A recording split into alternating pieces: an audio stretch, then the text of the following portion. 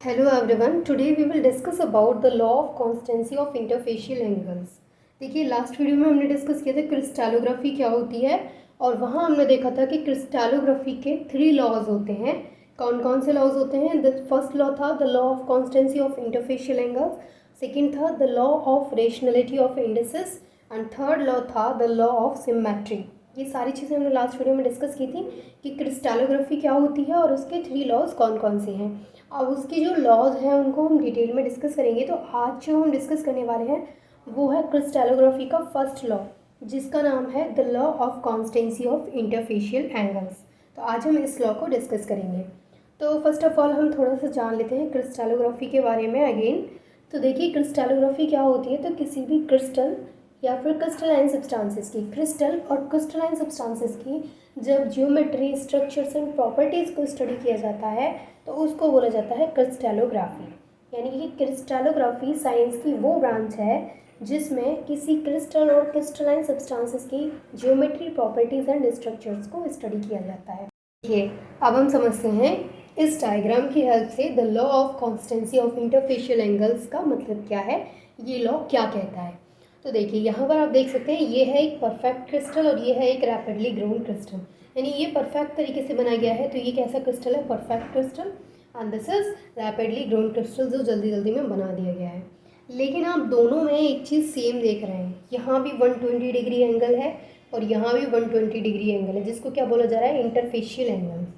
यानी कि चाहे क्रिस्टल जल्दी जल्दी में बना हो, चाहे क्रिस्टल आराम से परफेक्ट तरीके से बना हो, लेकिन उनमें जो इंटरफेशियल एंगल है वो क्या है? वो सेम है. तो ये लॉ कहता है कि क्रिस्टल अगर साइज़ में छोटा है या फिर साइज़ में बड़ा है, क्रिस्टल साइज़ में छोटा हो या बड़ा हो या फिर वो किसी भी मेथड के द्वारा प्रिपेयर किया गया हो, लेकिन उसके बीच में जो इंटरफेशियल एंगल होता है वो हमेशा सेम रहता है. दूसरी चीज़ आप ऐसे भी याद रख सकते हैं इसको कि सेम सब्सटेंस के सभी क्रिस्टल्स के बीच में जो इंटरफेशियल एंगल्स होता है बिटवीन दी करस्पॉन्डिंग फेसेस, जो करस्पॉन्डिंग फेसेस हैं उनके बीच में जो इंटरफेशियल एंगल होता है वो हमेशा कांस्टेंट रहता है. तो इसमें कोई भी ज़्यादा समझने वाली बात नहीं है, आप इसको इजीली समझ सकते हैं, कोई भी इसमें कन्फ्यूज़न वाली बात नहीं है. सिर्फ इतनी सी बात है, क्रिस्टल अगर वो साइज़ में छोटा है या फिर वो साइज़ में बड़ा है ये मैटर नहीं करता है कि उसका साइज़ क्या है. ये भी मैटर नहीं करता है कि वो कौन से मेथड के द्वारा प्रिपेयर किया गया है. हमेशा मैटर क्या बात करेगी वहाँ पर? मैटर करेगा कि कोई भी क्रिस्टल है, किसी भी साइज़ का है, किसी भी मेथड से प्रिपेयर किया गया है, लेकिन उसके बीच में जो इंटरफेशियल एंगल है वो हमेशा सेम मिलेगा. ये चीज़ मैटर करती है कि वहाँ पर कोई भी डिफरेंस आपको देखने को नहीं मिलेगा. जो इंटरफेशियल एंगल है वो कांस्टेंट होता है और वो हमेशा सेम मिलेगा, चाहे क्रिस्टल का साइज़ कैसा भी हो, चाहे क्रिस्टल परफेक्ट हो या फिर वो रैपिडली ग्रोन क्रिस्टल हो, मैटर नहीं करता है. उसका इंटरफेशियल एंगल हमेशा कांस्टेंट रहेगा, हमेशा सेम रहेगा. सिर्फ इतनी सी बात है. अब इसकी डेफिनेशन नोट कर लेते हैं. देखिए फर्स्ट पॉइंट में आपको लिखना है, इसके कुछ पॉइंट्स हैं जो कि आपको नोट करने हैं ताकि आप इसको भूलें नहीं. फर्स्ट आपको नोट करना है the crystal may be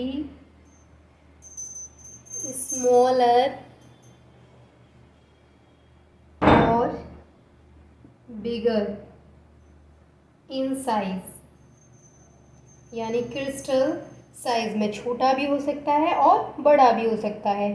and may be prepared by any method, prepared by any method. यानी कि क्रिस्टल जो है वो साइज़ में छोटा भी हो सकता है, वो साइज़ में बड़ा भी हो सकता है और वो किसी भी मेथड के द्वारा प्रिपेयर किया हुआ हो सकता है, लेकिन but the interfacial angles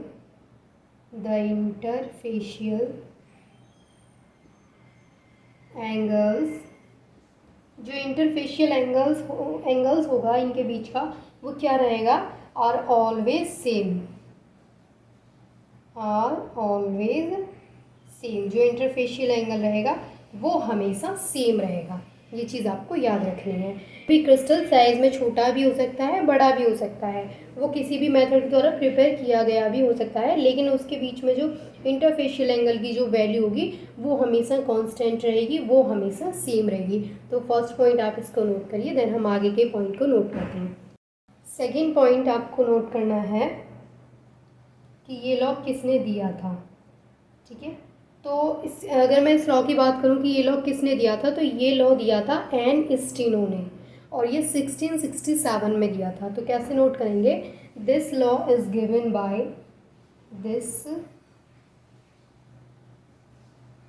this law is given by an Steno ने इसको दिया था इन 1667 में एन स्टीनो ने एक्सप्लेन किया था the law of constancy of interfacial angle को। तो ये चीज़ भी आपको पता होनी चाहिए कि ये किसने दिया था, किसने बताया था द लॉ ऑफ इंटरफेशियल के बारे में, किसने इसको एक्सप्लेन किया था। थर्ड जो आपको याद रखनी है वो ये है कि इस लॉ को क्रिस्टल साइंस का फर्स्ट लॉ भी बोला जाता है, क्योंकि ये क्रिस्टलोग्राफी का लॉ है। तो इस लॉ को क्या बोला जाता है, दिस इज फर्स्ट लॉ, इसको फर्स्ट लॉ भी बोला जाता है, किसका, क्रिस्टल साइंस का। This is first law of crystal science आएगा, this is first law of crystal science. इस लॉ को क्रिस्टल साइंस का फर्स्ट लॉ भी बोला जाता है। फोर्थ पॉइंट में आपको नोट करना है कि ये लॉ, देखिए ये लॉ किसने दिया था, एन स्टीनो ने इस लॉ को दिया था। तो इस लॉ को स्टीनो लॉ भी बोला जाता है। This law is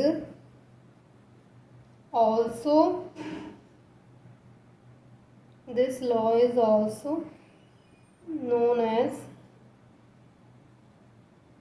steno law, क्योंकि इसको किसने दिया था, इसको स्टीनो ने दिया था, इसलिए इसको स्टीनो का लॉ भी बोला जाता है। तो इस तरीके से भी क्वेश्चन पूछा जा सकता है आपसे कि स्टीनो लॉ को एक्सप्लेन कीजिए, या फिर इस तरीके से भी पूछा जा सकता है कि क्रिस्टल साइंस के फर्स्ट लॉ को एक्सप्लेन कीजिए। तो ये तीनों चीज़ें आपको पता होनी चाहिए कि एक तो इस तरीके से पूछा जा सकता है ये कि the law of constancy of interfacial angle को एक्सप्लेन कीजिए, तो वो तो मेन इसका हेडलाइन है, तो आपको पता ही है। सेकेंड, ये स्टीनो लॉ के नाम से भी पूछा जा सकता है, और थर्ड ये क्रिस्टल साइंस के फर्स्ट लॉ के नाम से भी पूछा जा सकता है। तो आपको ये तीनों चीज़ें पता होनी चाहिए। ठीक है, इसके बाद आपको क्या करना है, ये 4 पॉइंट आपको डालने के बाद आपको वही सेम डायग्राम बनाना है। देखिए इसके बाद क्या करना है, आपको सेम डायग्राम बनाना है, आपको ये सेम डायग्राम बनाना है। ठीक है, क्या करना है कि एक क्रिस्टल को आपने साइज़ में थोड़ा छोटा कर देना है, एक को बड़ा कर देना है। तो आपको दोनों के बीच का डिफरेंस क्लियर हो जाएगा कि जो क्रिस्टल है वो साइज़ में छोटा हो या बड़ा हो या किसी भी मेथड के द्वारा प्रिपेयर किया गया हो, लेकिन उसके बीच में जो इंटरफेशियल एंगल होता है बिटवीन टू करस्पॉन्डिंग फेसेस, वो हमेशा क्या होता है, सेम रहता है। किसके बीच में है ये एंगल, करस्पॉन्डिंग फेसेस के बीच में है, और कौन सा एंगल है ये, इंटरफेशियल एंगल यहाँ मैं लिख देती हूँ, इंटरफेशियल एंगल। तो इंटरफेशियल एंगल की वैल्यू हमेशा क्या होगी, सेम होगी। ये क्या है, ये है परफेक्ट क्रिस्टल, और ये है रैपिडली ग्रोन क्रिस्टल।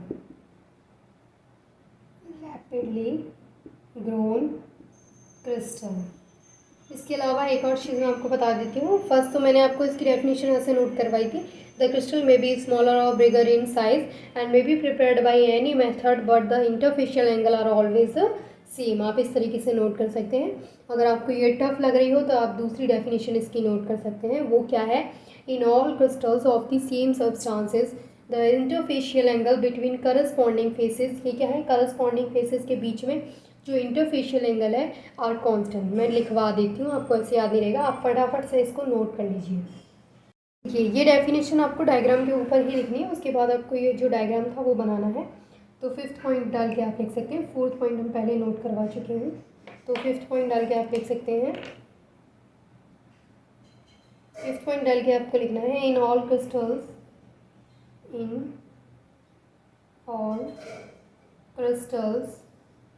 सभी क्रिस्टल्स में of the same substance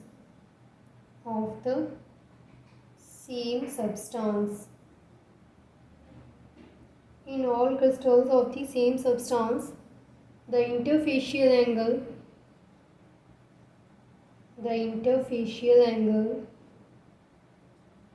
between the faces between the corresponding faces